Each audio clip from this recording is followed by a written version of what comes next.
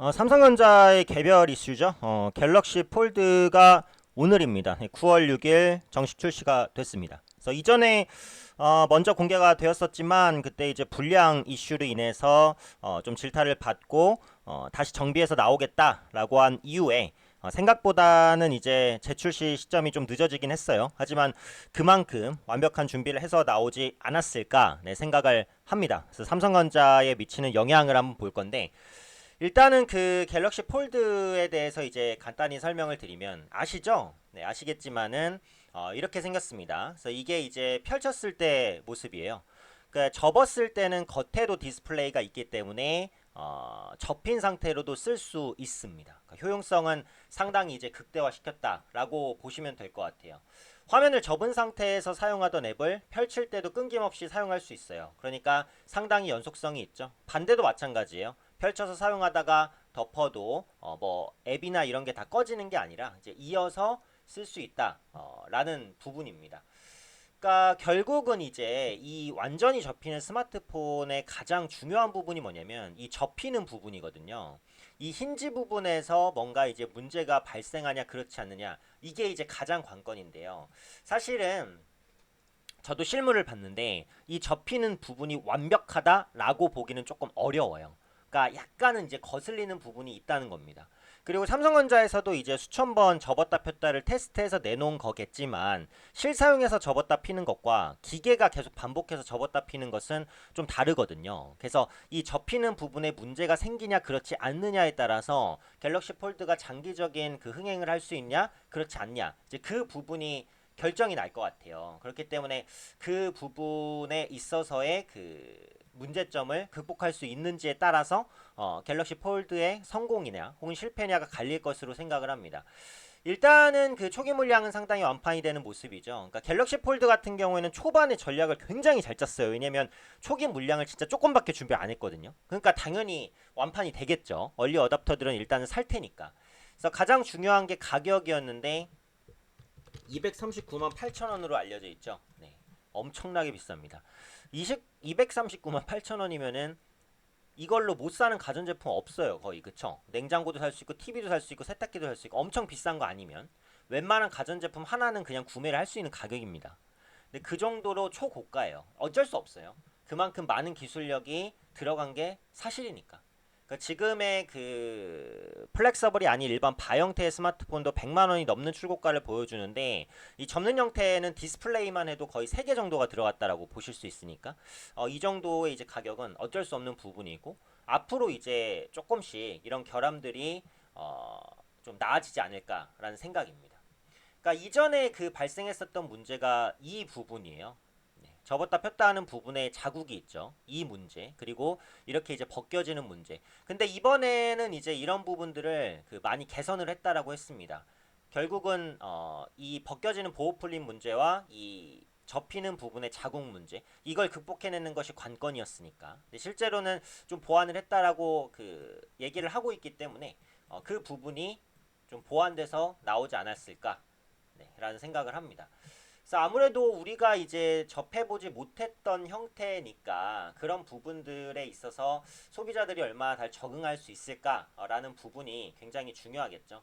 그리고 두께 문제도 있어요. 이게 접히게 됐을 때는 두께가 아무래도 좀 두꺼워질 수밖에 없잖아요. 당연한 거죠. 그러니까 저도 이제 V50을 쓰고 있어요. V50도 구매를 하면은 그 듀얼 스크린을 제공을 합니다. 저도 장착해서 써봤거든요. 물론 그것보다는 아마 이게 더 얇을 거긴 해요. 근데 어쨌든 그 두꺼운 그 묵직한 느낌을 지울 수는 없었어요. 그 휴대성이 좀 불편한 거는 사실이에요. 그래서 얼마나 많은 사람들이 대중적으로 쓸 수 있을지, 굉장히 신기하고 장점은 많지만 대중화를 시킬 수 있을지가 관건이죠. 근데 사실은 지금까지 모든 기술이 그렇듯이 초기에 나오는 기술은 별로입니다. 삼성전자의 스마트폰도 처음엔 갤럭시가 아니에요. 옴니아였어요. 근데 옴니아는 쉽게 말해서 망했죠.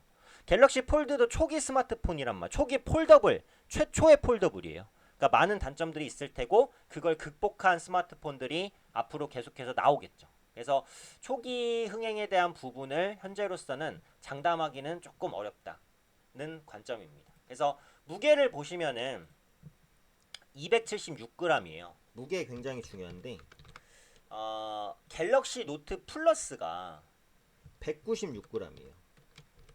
갤럭시 노트 플러스는 굉장히 대화면 버전으로 상당히 무거운 편에 속한다라고 볼 수 있는데 그것보다 70g 더 무겁습니다.